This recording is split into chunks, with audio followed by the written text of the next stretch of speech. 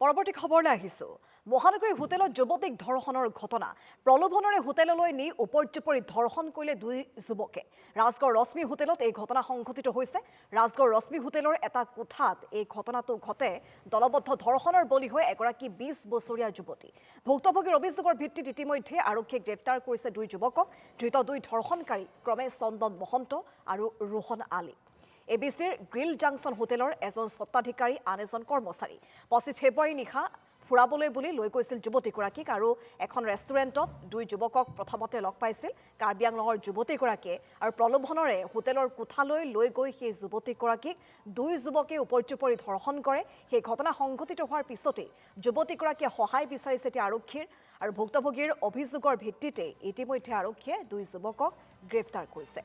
আমি ইতিমধ্যে জনাইছো যে ধৃত দুই ধৰ্ষণকাৰীৰ নাম হৈছে চন্দন মহন্ত আৰু ৰোহন আলী আৰু ইতিমধ্যে শেহতীয়া খবৰ আহিছে যে দুদিনৰ আৰক্ষীৰ জিম্মালৈ লোৱা হৈছে এই দুই ধৰ্ষণকাৰী এবিচি গ্ৰিল জাংচন হোটেলৰ এজন স্বত্বাধিকাৰী আন এজন হৈছে কৰ্মচাৰী আৰু এই দুই ধৰ্ষণকাৰীক ইতিমধ্যে দুদিনৰ আৰক্ষীৰ জিম্মালৈ লোৱা হৈছে হয়তো সোধা-পোছা কৰা হ'ব এই ভয়ংকৰ ঘটনা সংঘটিত হৈছে খুদ গুৱাহাটী মহানগৰীত এগৰাকী যুৱতীক এখন হোটেলৰ কোঠালৈ প্ৰলোভনেৰে মাতি লৈ গৈ সেই যুৱতীগৰাকীক উপৰ্যুপৰি ধৰ্ষণ কৰে বলাৎকাৰ কৰে আৰু পৰৱৰ্তী সময়ত সেই ভুক্তভোগী যুৱতীগৰাকী আৰক্ষীৰ কাষ চাপিল আৰু আৰক্ষীয়ে ইতিমধ্যে সেই দুই যুৱকক গ্ৰেপ্তাৰ কৰি নিজৰ জিম্মাত লৈছে দুদিনৰ আৰক্ষীৰ জিম্মাত যেহেতু তেওঁলোকক লৈছে গতিকে নিশ্চিত ৰূপত সোধা-পোছা কৰা হ'ব এবিচিৰ গ্ৰিল জাংচন হোটেলৰ আমি কৈছোৱেই যে এগৰাকী স্বত্বাধিকাৰী এগৰাকী কৰ্মচাৰী এখন ৰেষ্টুৰেণ্টত দুই যুৱকক লগ পাইছিল কাৰ্বি আংলঙৰ সেই যুৱতীগৰাকীয়ে আৰু কাৰ্বি আংলঙৰ সেই যুৱতীগৰাকী এটা ন্যায় বিচাৰিছে ন্যায়ৰ ভিক্ষা খুজিছে আৰক্ষীৰ পৰা সহায় বিচাৰিছে আৰু আৰক্ষীয়ে বৰ্তমান সেই সমগ্ৰ ঘটনা সন্দৰ্ভত ভুক্তভোগীৰ যি এজাহাৰ সেই যুৱতীগৰাকীৰ এজাহাৰৰ ভিত্তিতে দুই যুৱকক সম্প্ৰতি গ্ৰেপ্তাৰ কৰি দুদিনৰ আৰক্ষীৰ জিম্মাত লৈছে যোৱাকালি ৰাতি 9টা বজাত ধনজ্যোতি ছোৱালী এজনী পনমীয়া থানাত আহি এজাহাৰ দিলে যে তাইক দুজন ব্যক্তিয়ে ৰেপ কৰিলে বুলি তো তাইৰ এজাহাৰৰ ভিত্তিত তদন্ত কৰা হ'ল আৰু তদন্ত কৰি পেলাই উইদিন 3-4 আৱাৰ্ছত আসামী দুজনক কৰায়ত্ব কৰা হ'ল আসামী দুজনৰ নাম চন্দন মহন্ত আৰু ৰোহন আলী চন্দন মহন্ত হ'ল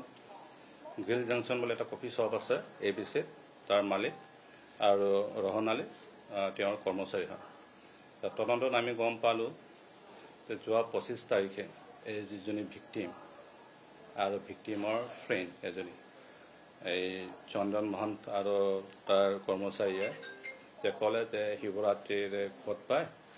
খত খাবা নেকি তেনেহ'লে যে কেতিয়াও খোৱা নাই এবাৰ খাই চাওঁ তেতিয়াহ'লে সেই খত খুৱাম বুলি কৈ পেলাই তাতে কফি শ্বপৰ ওচৰতে ৰুম এটা আছে তাতে বহালে তাৰপিছত ঘৰৰ সলনি তেওঁলোক মদ খোৱালে ফুচলাই পেলাই মদ খুৱাই পেলাই ৰাতি ক'লে যে এবাৰ ফুৰিব যাম বাহিৰত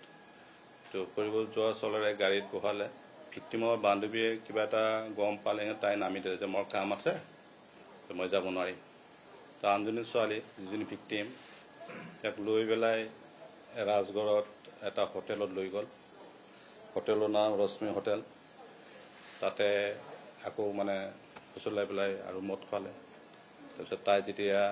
হোষ্টেললৈ ঘূৰি যাম বুলি কোৱাত ক'লে ৰাতি হ'ল ইয়াতে থকা ৰাতিপুৱা থৈ যাম এই ৰাতিত তাহাঁতে দুজনে মিলি পেলাই বেয়া কামটো কৰিলে